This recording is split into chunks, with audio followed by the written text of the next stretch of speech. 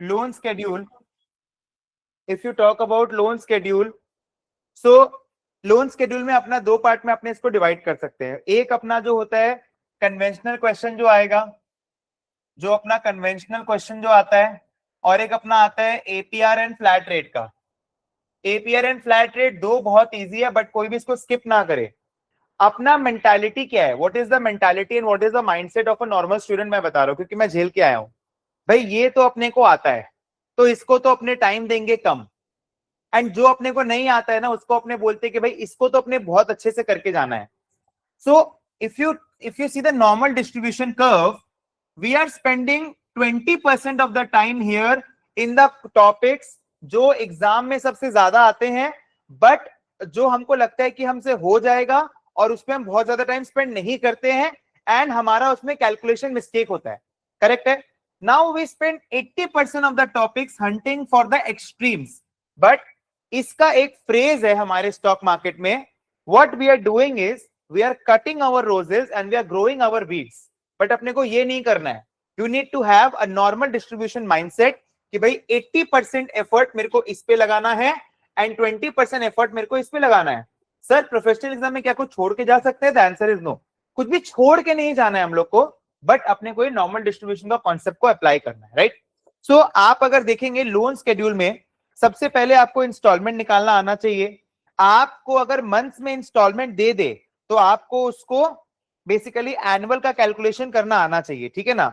So there are few questions which I have marked. So एक, जैसे मैं 3-4 type के क्वेश्चन यहां पर डिस्कस कर देता हूं। एक जो है कि भाई आपका मंथ्स में इंस्टॉलमेंट है, आपका इंस्टॉलमेंट जो है वो मंथ्स में है, बट आपको बोलता है कि एनुअल बेसिस पे आप कैलकुलेशन करके दिखाइए, जैसे capital repaid in the 3rd year, capital repaid in the 4th year. So you should know how to make this equations. बहुत बार क्या होता है, आप देखेंगे आपका लोन यहां चालू हुआ, वो बढ़ गया, इंस्टॉलमेंट देने के बाद भी वो बढ़ गया, एंड फिर धीरे धीरे करके कम होता है। क्यों? पहले मैं दे रहा था 50, फिर 100, फिर 150, फिर 200, तो यहां तक तो मेरा इंटरेस्ट भी मीट नहीं हो रहा था। तो इस टाइप के questions, there are sometimes entry load and exit load. Again APR flat rate is extremely important कि भाई फ्लैट रेट क्यों एक अच्छा मेजर नहीं है। तो ये सारी जो बातें हैं, ये सारी जो बातें हैं, आपको पूरा कहानी अच्छे से समझ लेना है, right? So basically these are the things which are very crucial. So now the questions which I will suggest you to practice very nicely. एक जो क्वेश्चन है हमारा जो डेफरमेंट के ऊपर में था।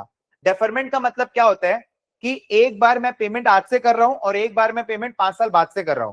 5 साल बाद से जो मैं पेमेंट कर रहा हूं ज्यादा दे रहा हूं और फिर भी इंटरेस्ट रेट कम है, और अभी जो मैं दे रहा हूं कम दे रहा हूं फिर भी इंटरेस्ट रेट ज्यादा है। करेक्ट है? सो बेसिकली डेफरमेंट की वजह से, which is April 2015 question number 11। Okay, उसके बाद में बोरोवर के बीच में जो फाइट होती है कि कौन सा ऑप्शन चूज करे, अप्रैल 2017 क्वेश्चन नंबर 2, ठीक है ना?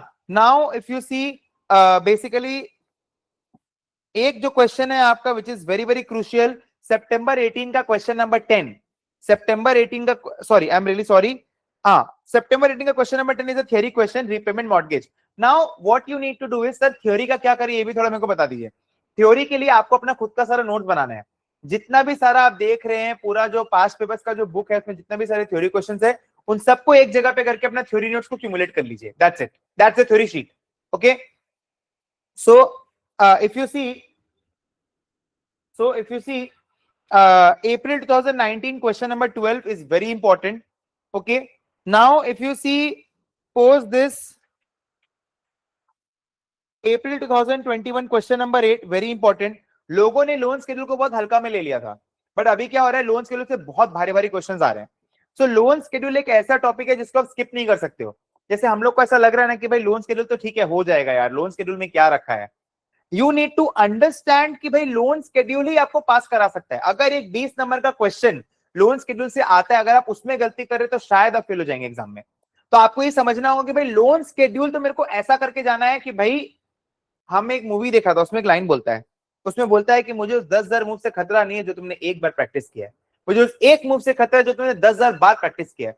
तो it's all about the practice, it's all about the flow जो आपको मेंटेन करके चलना है, ठीक है ना? Again after April 21 question number 8 coming to your September 22 question number 11। September 22 question number 11, now these are in addition to the last 5 years, मैंने last 5 साल का तो क्वेश्चन पेपर आपको पूरा अच्छा से मॉक टेस्ट के फॉर्म में देना ही है। हमारा जो मॉक टेस्ट है वो आपको देना ही है। चैप्टर वाइज जो मॉक टेस्ट हमने बनाया है वो कंपलसरी है आपके लिए देना, जो एमसीक्यू फॉर्मेट में हमारे एलएमएस में है, और उसके साथ ही साथ आपको ये सारे क्वेश्चंस को तो प्रैक्टिस करना ही है, ठीक है ना।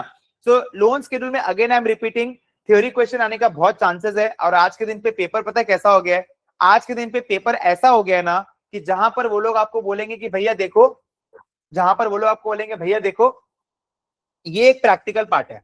जैसे 15 नंबर का क्वेश्चन का ब्रेकअप देख लो, 4 3 2 3 3 ऐसा, इसमें प्रैक्टिकल खाली ये होगा और ये होगा, बाकी सब थ्योरी होगा। तो तुमको समझ में नहीं आएगा पेपर कैसे कॉन्सेप्चुअल बेस हो गया। तुमसे पूछेगा भाई यहां पर जो भी हुआ वो कैसे हुआ, फिर यहां पर जो भी हुआ वो सब कैसे हुआ, analysis. So it's all about analysis. तो आपको सारा कमेंट्स को बहुत अच्छे से रीड करना है, आपको सारे कमेंट्स को बहुत अच्छे से रीड करना है, ठीक है ना। और थ्योरी शीट अपना खुद का बना ले, जो सबसे पहले बना लेगा वो मेरे को पर्सनल चैट में भेजना, मेरे को जो भी इसमें करेक्शंस करना होगा वो मैं कर दूंगा, ठीक है ना। और अगर मेरे को किसी का थ्योरी शीट अच्छा लगेगा तो मैं सारे बच्चों को बांट दूंगा। सो कमेंट्स आपको बहुत अच्छे से देखने हैं। So this is it from my and in loan schedule, ठीक है।